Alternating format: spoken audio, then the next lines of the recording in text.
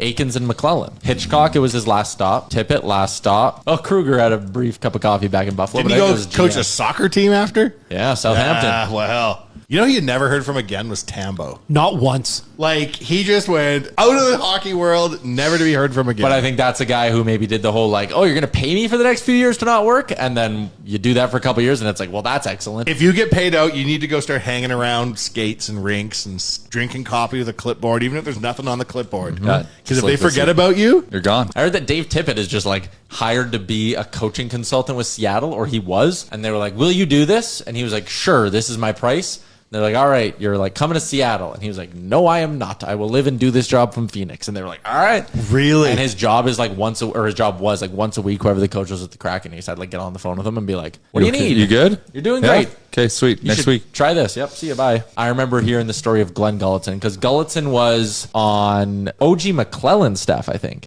So he gets fired from McClellan's staff, and then he was on, I think, the weird Hitchcock staff, and then he was on Tippett's. And then I heard a story that when they fired Tippett, Gulleton like walked in and was like, "Fire me too. I'm not doing this anymore." And they were like, "Okay, you can quit and give up your money." And he was like, who's the next coach? Like, I'm in. Everyone has principles till they're asked to give them. Let me be direct with you.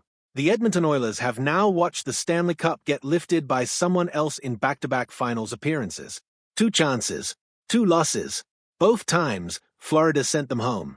And just when you thought the floor couldn't drop any further, this postseason the Oilers didn't even reach that stage.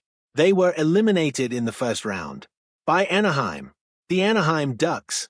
Let that sink in for a second, because if you're a fan in Edmonton right now, that stings in a way that's genuinely hard to put into words. But here's the thing. Getting knocked out early isn't the story. The story is what happens next. The decision that gets made in the coming days or weeks could shape the entire direction of this franchise for the next decade. And no, that is not an exaggeration. This isn't just about replacing a coach. This is about convincing one of the most talented hockey players who has ever laced up a pair of skates that Edmonton is worth staying in. Connor McDavid, the face of the league. A guy who, for the first time in a meaningful way, people are actually wondering whether he walks out that door. So when you frame this coaching search through that lens, it stops being a typical off-season transaction and starts being something much more significant. The Oilers fired Chris Knobloch this week. And while that move was necessary and honestly long overdue, it was also messy, because before the ink was even dry on any kind of formal announcement, reports had already started surfacing that Edmonton was seeking permission to speak with Bruce Cassidy, a coach, it's worth noting, who is still under contract with the Vegas Golden Knights. Now, Vegas has every right to protect their guy.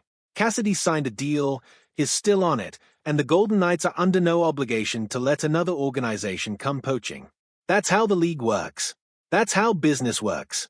But the situation still raises eyebrows, because you have a franchise in clear crisis mode openly shopping for a new bench boss while their previous coach hadn't even been officially let go yet. It doesn't exactly scream organizational discipline. What it does scream, though, is urgency. And that urgency is entirely justified when the name Connor McDavid is attached to the situation.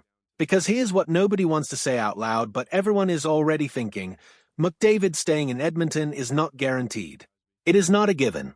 It is not some predetermined outcome, just because he's been there his whole career. He's a competitor. He wants to win. And right now, the city of Edmonton has not given him a championship despite putting together some of the most breathtaking individual performances in the sport's modern era. At some point, a player like that starts doing the math, and that math gets uncomfortable really fast. This is where the coaching hire becomes something beyond just a tactical or strategic decision. It becomes a retention pitch.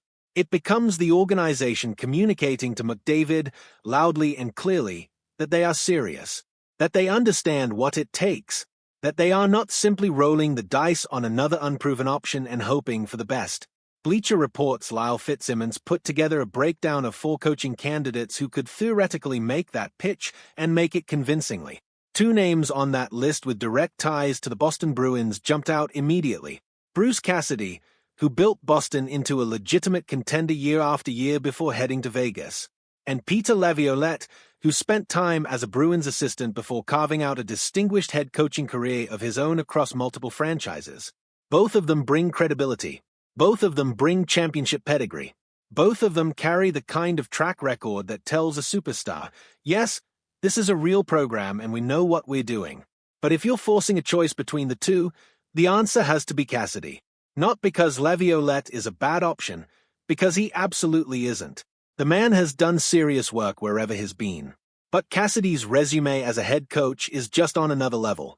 What he built in Boston was consistent, physical, structured, and dangerous in the playoffs. He ran tight systems without suffocating creativity. He developed players. He maximized talent. And then he got to Vegas and had that team right there competing at the top of the Western Conference. The track record isn't just good. It's elite.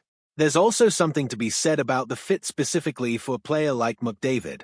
Cassidy has proven he can work with gifted offensive players and get them to buy into the defensive structure necessary to actually win in the postseason, not just dominate the regular season. That combination is rare. You can find coaches who are great tacticians but can't connect with stars. You can find coaches who stars love but who can't organize a competitive team structure. Cassidy has shown he can do both. That's a genuinely short list.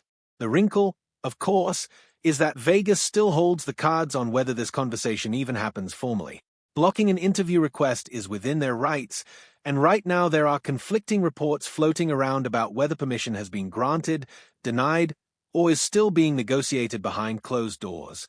It's a strange amount of power for one organization to have over another's future, but that's the contract structure. Until Cassidy is released from his deal or both sides reach an agreement, Edmonton can't just waltz in and hand him the keys. Which brings us back to the central tension of all of this. The Oilers need to move decisively. They need to make a statement higher. They need to show McDavid and the rest of that locker room that the organization gets it, that the losing is not acceptable, and that the plan going forward is built on something real. A stumble here, another safe pick, another gamble on an unproven name because the proven ones weren't available, that could start to feel like a pattern. And patterns like that have a way of pushing franchise players toward the exit ramp. Edmonton has been this close. Twice in the finals. Twice sending their fans through the emotional ringer only to come up empty. The talent is clearly there. McDavid, Draisaitl, the pieces around them, they can compete at the highest level. What has been missing is the final ingredient, the coaching staff and organizational framework to close it out when the games matter most. This hire is that ingredient. Get it right, and suddenly the conversation shifts entirely. Suddenly McDavid's future in Edmonton looks a lot more secure, and suddenly that city starts dreaming again in a way that feels genuinely owned. Get it wrong, and we might be having a very different conversation about the Oilers in the next 12 months. Not about their coach, about their franchise player. And nobody in Edmonton wants to go down that road. That runs approximately 1,250 words and sits right at the 9-minute voiceover mark at a natural reading pace. No headings, no formatting breaks, clean and continuous for direct recording. Let me know if you'd like any section punched up, toned down, or restructured.